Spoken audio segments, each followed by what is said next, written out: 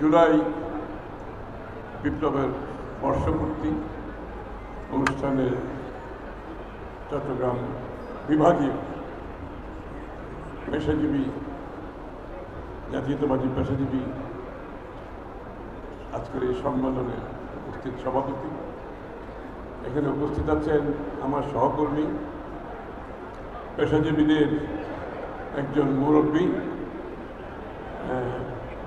যার রাজনৈতিক সংগঠনকারী হিসাবে হয়তো ডক্টর জাহিদের মতো সময় মধ্যে কেউ দেয় না। পেশাজীবীদের একত্রীকরণ এবং সম্মিলিতভাবে পেশাজীবীদের নেতৃত্বে আমার আন্দোলনে সেটা আমার সহকর্মী ডক্টর জাহিদ, বিএনপি স্থায়ী কমিটির সম্মানিত সদস্য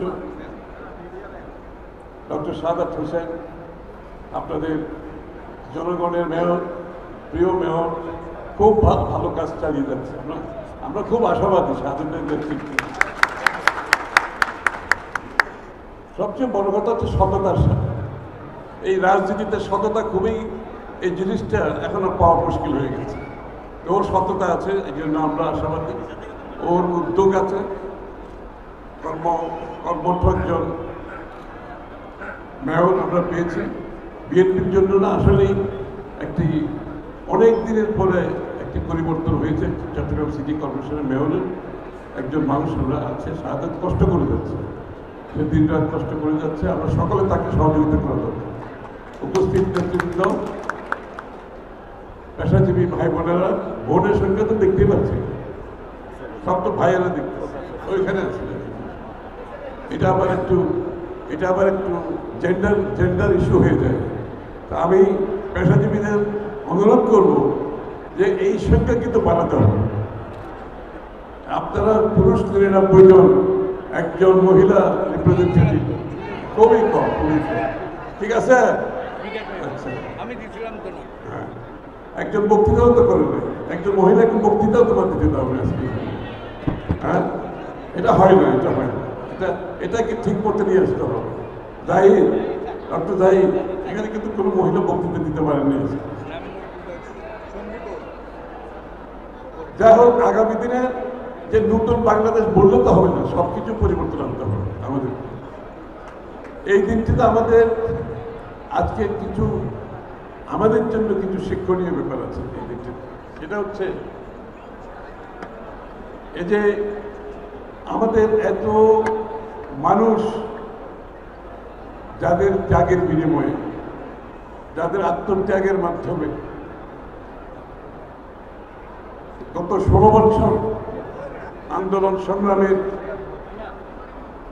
মাধ্যমে আমি ধরেছি, যারা তাদের কিন্তু অনেককে কিন্তু আমরা ভুলে যেতে বসেছি। এখন জুলাই আগস্ট নিয়ে যত আলোচনা হচ্ছে, কিন্তু দীর্ঘ ১৬ বছরে যে মানুষগুলো এই আন্দোলনকে একটা কঠিন সময়ে এর মধ্যে দিয়ে আসছে, এই লোকগুলোর ব্যবসা বাণিজ্য ধ্বংস হয়ে গেছে, এদের পরিবার ধ্বংস হয়ে গেছে, এরা চাকরিচ্যুত হয়েছে, এরা বাড়ি করে থাকতে পারে না, এরা বেশিরভাগ সময় কোর্ট কাছারিতে কাটিয়েছে।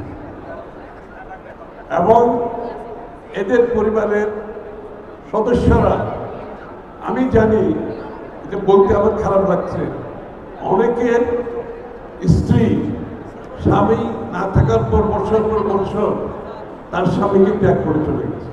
এরকম ঘটনা আছে, আমার জানা আছে। আমরা বোধহয় জুলাই আগস্ট নিয়ে আমাদের আগ্রহ উৎসাহ থাকতে হবে।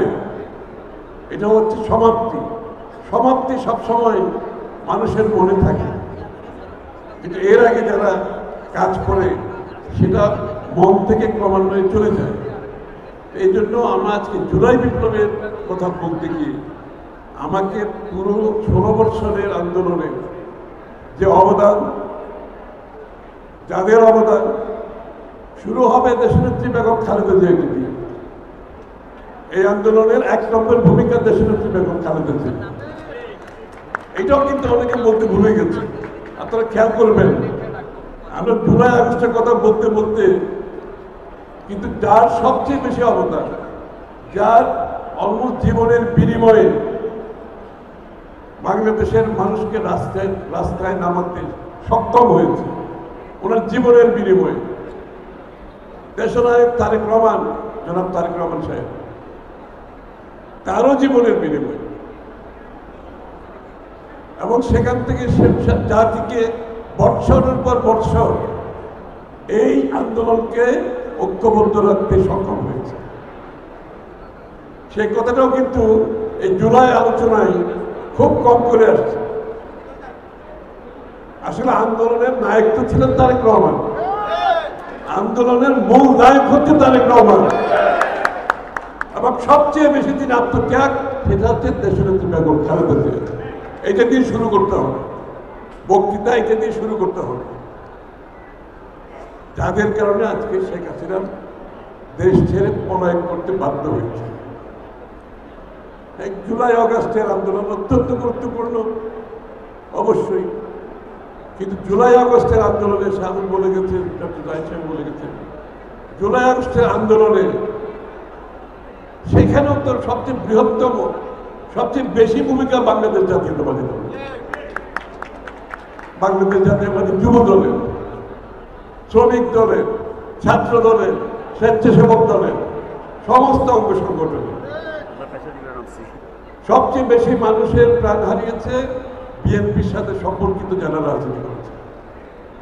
সবচেয়ে বেশি মানুষ জেলে গেছে বিএনপির 90% মানুষ যারা জেলে ছিল, আমার সাথে যারা ছিল 90% হচ্ছে বিএনপির জনগণ। এই শেষবার যখন আমি জেলে গেলাম শেখ হাসিনার পতনের 17 দিন আগে, আমার তো ধারণা ছিল আমি আর জীবন থেকে জেল বের হতে পারবো না। পুলিশ হত্যা থেকে শুরু করে যত মামলা আমার বিরুদ্ধে দিয়েছে আর অন্যদের বিরুদ্ধেও দিয়েছে, এবার আমার ধারণা ছিল বাকি জীবন কিভাবে জেলে কাটাবে। সেখানে 10,000 মোট বন্দী হয়েছে, প্রায় 10,000-এর মতো। তার মধ্যে কমপক্ষ হলে 9,000 হচ্ছে বিএনপির নেতাকর্মী, আর 1,000-এর মধ্যে রিক্সাওয়ালা ভাই আছে, ঠেলাগাড়ি ভালো ভাই আছে, বিভিন্ন মানুষ আছে, শিক্ষার্থীরা আছে, বিভিন্নভাবে আছে জেলের ভিতরে।